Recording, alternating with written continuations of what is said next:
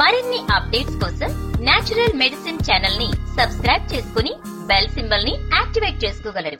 ఆచార్య శ్రీ ఎక్కిరాల భరద్వాజ విరచితమైన శ్రీ గురు చరిత్ర అధ్యాయం 4. శ్రీ గణేశాయ నమః, శ్రీ సరస్వత్యై నమః, శ్రీ గురుభ్యో నమః.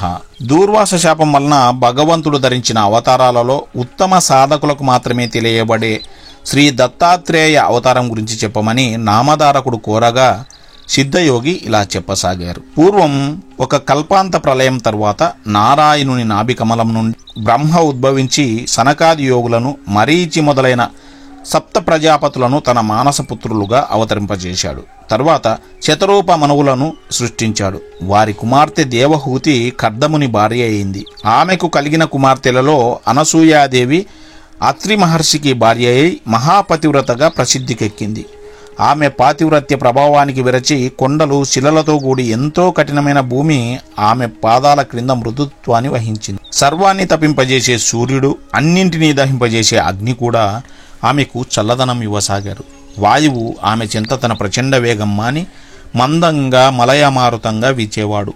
దేవతలందరూ తమ వలన ఆమెకు కష్టం కలిగిన లేక ఏ అల్పుడైనా ఆమె అనుగ్రహం పొందినా అతడు తమను కూడా జయింపగలడని భయపడుతుండేవారు. ఒకసారి త్రిలోక సంచారి అయిన నారద మహర్షి బ్రహ్మ, విష్ణు, మహేశ్వరుల నివాసాలకు వెళ్లి అక్కడ అనసూయాదేవి పాతివ్రత్యాన్ని ఎంతగానో ప్రశంసించాడు. అత్రి మహర్షి ఆదేశం మేరకు ఆమె వలె అదితి అభ్యాగతులను ఆదరించే సాధ్వి మరొకరు లేరన్నాడు. అప్పుడు త్రిమూర్తుల భార్యలు కూడా దేవతలందరి వలె భయపడి అసూయ చెంది ఆమె పాతివ్రత్య మహిమను తగ్గించమని తమ భర్తలను నిర్బంధించారు. అప్పుడు త్రిమూర్తులు అతిథి వేశ్యాలలో అత్రి మహాముని ఆశ్రమానికి చేరుకున్నారు. అనసూయాదేవి వారికి ఎదురేగి స్వాగతం చెప్పి ఆర్ఘ్య పాద్యాదులు సమర్పించి, అయ్యలారా, మీ రాకచేత మా ఆశ్రమం పావనమైంది.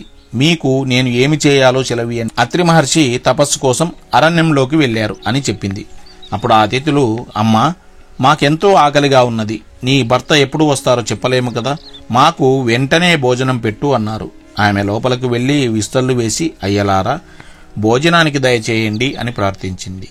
అప్పుడు వారు, సాధ్వి, నీవు మాకు ఆతిథ్యమిస్తానని మాట ఇచ్చావు, కానీ మాదొక షరతు ఉన్నది. నీవు కట్టుకున్న గుడ్డలు విడిచి నగ్నంగా వడ్డిస్తేనే మేము భోంచేస్తాము, లేకుంటే ఇలా ఆకలితోనే వెళ్ళిపోతాము అన్నారు. వారు ఆకలితో వెళ్ళిపోతే ఆమె అత్రి మహర్షి ఆదేశాన్ని మీరినట్లవుతుంది. అంతేగాక ఆకలితో తిరిగిపోయిన అతిథి గృహస్థుల పుణ్యాన్ని, తపస్సును తీసుకుపోతాడని శాస్త్రం. కానీ పరపురుషుల ఎదుటకు నగ్నంగా వస్తే పాతివ్రత్యం భంగమవుతుంది. పరస్పర విరుద్ధమైన ధర్మాల మధ్య తనను చిక్కించుకోజూచిన అతిథులు సామాన్యులు కారని వెంటనే ఆమె గ్రహించింది. వారి విచిత్రమైన షరతుకు ఆమె తనలో తానే నవ్వుకున్నది. తపోమూర్తి అయిన అత్రి మహర్షి సంపర్కం వల్ల పవిత్రురాలనైన నాకు కామభయం లేదు. ఆకలికొని అన్నమడిగిన మీరు ధర్మం ప్రకారం నా బిడ్డలే కాని పరపురుషులు కారు అనుకుని ఆ సాధ్వి, అయ్యలారా, అలానే చేస్తాను, భోజనానికి లేవండి అని చెప్పి ఆశ్రమం లోపలికి వెళ్లి అత్రి మహర్షి పాదుకలతో, స్వామి, నేను మీ ఆజ్ఞ మేరకు వారు నా బిడ్డలన్న భావంతో భోజనం వడ్డిస్తాను అని చెప్పుకున్నది. ఆమె యొక్క పాతివ్రత్య మహిమాన్వితమైన సంకల్పం వలన ఆమె భోజనం వడ్డించడానికి నగ్నంగా వెళ్లేసరికి ఆ ముగ్గురు పసిపిల్లలయ్యారు. ఆమె భావాన్ని అనుసరించి ఆమెకు బాలింతరాలికి వలె స్తన్యమొచ్చింది. ఆమె వెంటనే మరల వస్త్రాలు ధరించి ఆ బిడ్డలకు తృప్తిగా పాలిచ్చింది.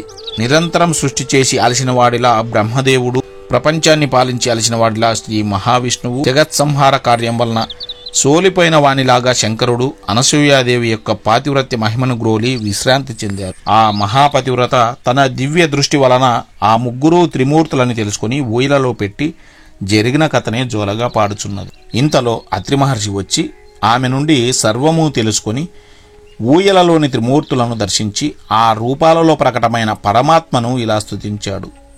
ఓ మహావిష్ణు, నీవు సృష్టి, స్థితి, లయ కారణుడవు, జగత్ సాక్షివి, విశ్వమయుడవు, విశ్వాధారుడవు. ఓ పరమేశ్వర, నీవు సహజంగా ఒక్కడివే అయినా నీ లీల చేత త్రిమూర్తులుగా మారి క్రీడిస్తున్నావు.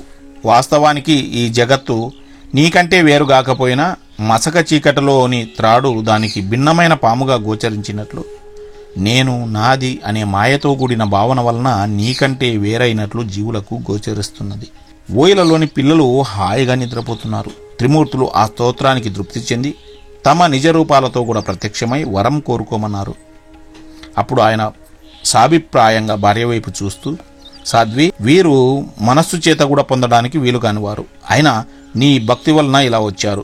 నీ అభీష్టమేమిటో నివేదించుకో అన్నాడు. అనసూయాదేవి, స్వామి, ఈ సృష్టి యొక్క వికాసం కోసమే మీరు భగవంతుని చేత సృష్టించబడ్డారు కదా, కనుక ఈ 3 మూర్తులుగా ప్రత్యక్షమైన వీరిని పుత్రులుగా పొంది మీ అవతార కార్యం నెరవేర్చుకోవడమే నా అభీష్టము అన్నది. అత్రి మహర్షి సంతోషించి, మీరు మాకు పుత్రులుగా పుట్టి మమ్ము ఉద్ధరించండి అని కోరాడు. అప్పుడు వారు, మహర్షి, మమ్ము నీకు సంపూర్ణంగా దత్తం చేసుకున్నాము అన్నారు. ఆ పతివ్రత ప్రభావం చేత త్రిమూర్తులు అత్రి కోరిన వరమును అనుగ్రహించి తమ లోకాలకు వెళ్లి వారి భార్యలను కలుసుకున్నారు. తర్వాత అత్రి అనసూయలకు 3 పుత్రులు కలిగారు. సద్గురువైన అత్రి మహర్షికి ఆత్మ సమర్పణ చేసుకుని సేవించిన ఫలితంగా తనకు వ్రతభంగం చేసి చెప్పించడానికి వచ్చిన త్రిమూర్తులను బిడ్డలుగా పొందింది అనసూయాదేవి. తర్వాత అత్రి మహర్షి బాల విష్ణుమూర్తికి దత్తుడని, దర్శన మాత్రం చేత అందరి హృదయాలకు ఆహ్లాదాన్నిచ్చే బ్రహ్మదేవునికి చంద్రుడని, ప్రళయకర్త అయిన రుద్రుడికి దుర్వాసుడని నామకరణం చేశాడు. ఈ 3 అత్రి యొక్క సంతానం గనుక వీరిని ఆత్రేయులని, దత్తుణ్ణి దత్తాత్రేయుడని వ్యవహరిస్తారు. ఈయనే సాక్షాత్తు పరమేశ్వరుడు, శృతులకు కూడా అందని సచ్చిదానంద స్వరూపుడు, మానవులకు అభీష్టాలు నెరవేర్చి యోగము జ్ఞానము ప్రసాదించేవాడు. స్మరించిన తక్షణంలోనే అనుగ్రహిస్తూ సర్వత్రా సంచరిస్తూ ఉంటాడు. దూర్వాసుడు మిక్కిలి కోప స్వభావం గలవాడైనా ఆయన కోపం కూడా లోకానికి కళ్యాణమే చేకూర్చింది. చంద్రుడు సర్వజీవులను పోషిస్తుంటాడు. తర్వాత బ్రహ్మ, శివుడు తమ దివ్యాంశలను దత్తాత్రేయుని యందు ఉంచి తల్లి అనుమతితో తపస్సుకు వెళ్ళిపోయారు. తర్వాత బ్రహ్మ అంటే చంద్రుడు, శివుడు అంటే దూర్వాసుడు తమ దివ్యాంశలను దత్తాత్రేయుని యందు ఉంచి తల్లి అనుమతితో తపస్సుకు వెళ్ళిపోయారు. నామధారక, అలనాటి దూర్వాస శాపం వల్లనే పరమాత్మ అయిన శ్రీదత్తుడు శాశ్వతంగా భూమి మీద సంచరిస్తూ భక్తులను అనుగ్రహిస్తూ ఉంటాడు. అసలు ఆయన అవతరించిందే అందుకు.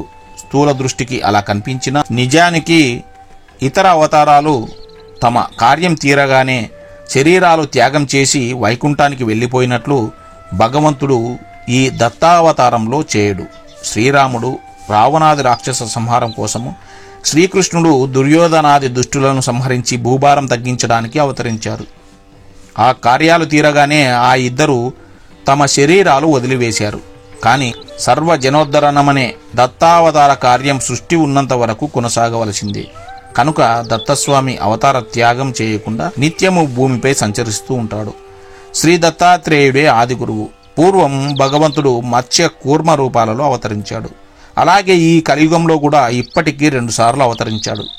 కలియుగంలో అజ్ఞానాలకు గోచరం కాకపోయినా ఆ 2 అవతారాలు ఇప్పటికి కూడా భక్తుల అభీష్టాలు నెరవేరుస్తున్నారు. ఇతర యుగాలలో కర్మచేత తప్ప సిద్ధించని పుణ్యం ఈ కలియుగంలో పరిమిత కాలంలో సత్సంకల్పం చేతనే సిద్ధిస్తుంది. కనుక ఇట్టి కలియుగంలో జన్మించి బుద్ధిపూర్వకంగా శ్రీ గురుణ్ణి ఆరాధించి తరించడం ఎంతో సులభం. అట్టి అవకాశం పూర్య పుణ్యం చేత నీకు లభించింది. కనుక నేను చెప్పే గురుకథలు శ్రద్ధగా విను అన్నారు సిద్ధయోగి.